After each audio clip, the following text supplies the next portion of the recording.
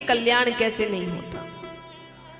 क्योंकि देखिए, आज की शिक्षा हो कि पुरानी शिक्षा हो, जब तक उपयोग नहीं करते हल नहीं निकलता। जैसे मान लीजिए आप पेपर देने बैठे हैं, एग्जाम है, आपके सामने एक प्रश्न है, आपको पता है कि प्रश्न, क्योंकि हर चीज के फॉर्मूले होते हैं ना, होते हैं कि नहीं। आप जब बड़ी पढ़ाई करने जाते हैं, 3 साइंस हो कि कॉमर्स हो, आपको फॉर्मूले मिलते हैं, साइंस में भी मिलते हैं, कॉमर्स में भी मिलते हैं, अकाउंट्स इत्यादि में फॉर्मूले होते हैं, उन्हीं से सारी चीजें सॉल्व होती है कि नहीं। अब मान लीजिए आपके सामने प्रश्न आया, आपको पता है ये प्रश्न इस फॉर्मूले से इसका हल निकल जाएगा। अब आप उस फॉर्मूले को 1 बार पढ़ोगे, 2 बार पढ़ोगे, 3 बार पढ़ोगे, 10 बार पढ़ोगे, हल निकल आएगा। कब निकलेगा? जब सॉल्व करोगे, उसका उपयोग करोगे, है ना। तो कथा 1 बार सुनेंगे, 2 बार सुनेंगे, 5 बार सुनेंगे, 10 बार सुनेंगे, हल थोड़ी निकलेगा। सुनने से हल थोड़ी निकलता, सुन के तो बैठे घर जाके भूल गए, हाँ बहुत अच्छी थी, चलो। जब तक जीवन में उतारोगे नहीं, सत्य बोलना अच्छा है, अच्छा है, अच्छा है बोलने से थोड़ी होता है, सत्य बोलना पड़ेगा। लोग हमसे पूछते हैं, आप इतनी कथाएं करते हैं, आप सब जो कथाकार है इतनी कथा करें फिर भी पाप बढ़ रहे हैं। तो हम तो कथा कर रहे हैं, पर सुनने वाले जीवन में उतार रहे हैं कि नहीं, हमको क्या पता। वो उतारेंगे तो सफल होगी ना। कहने को तो कह ही रहे हैं, हर जगह जाकर कह रहे हैं। अब जबरदस्ती मार मार के तो किसी को नहीं कह सकते कि तुम जीवन में उतारो।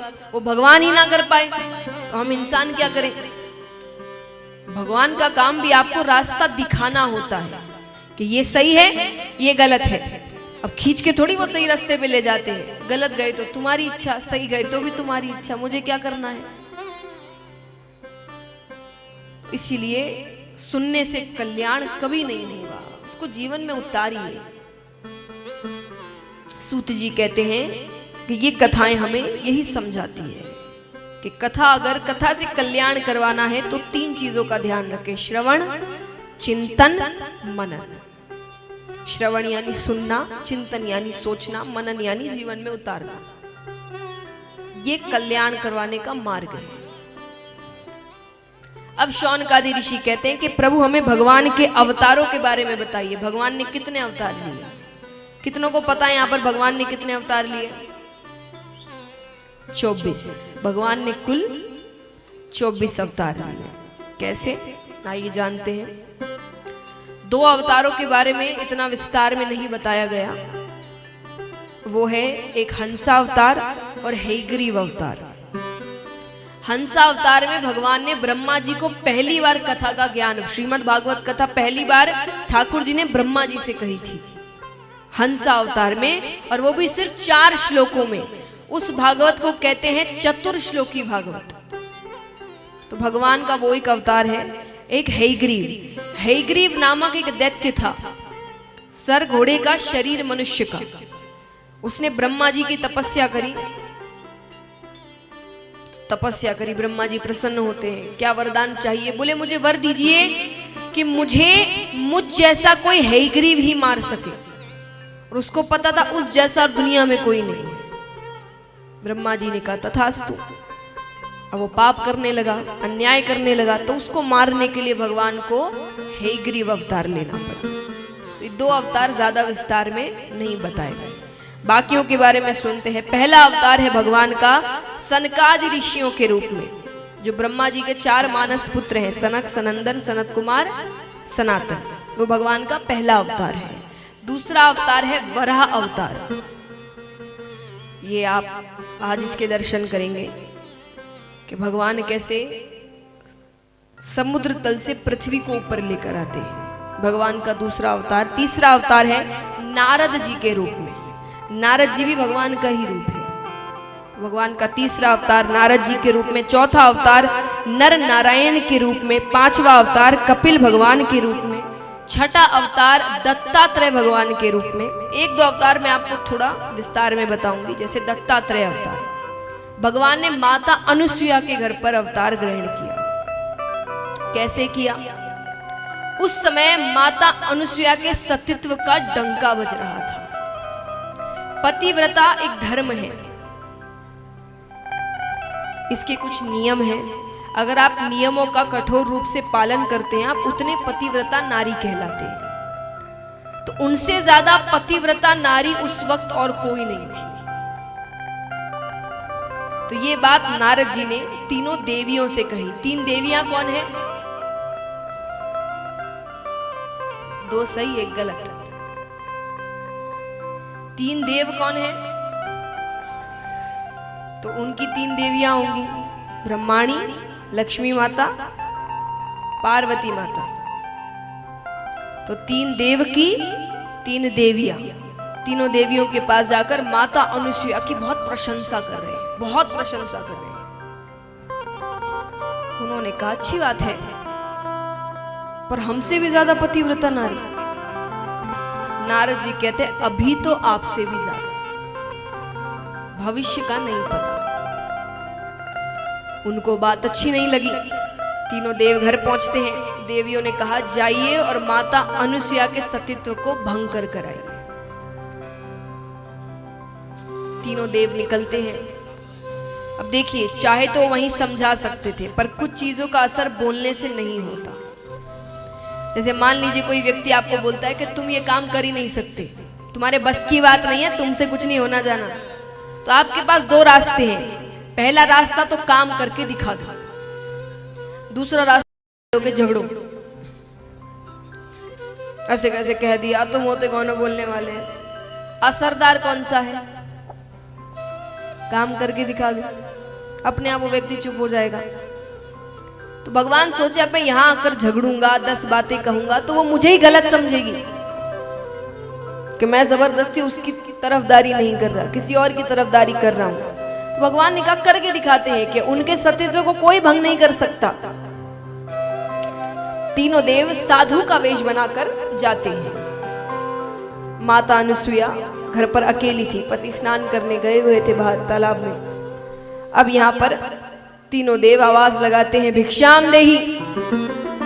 वो फल इत्यादि लेकर आती है। भगवान ने कहा फल नहीं चाहिए। तो बोले क्या चाहिए? भोजन कर लीजिए। बोले जरूर करेंगे, पर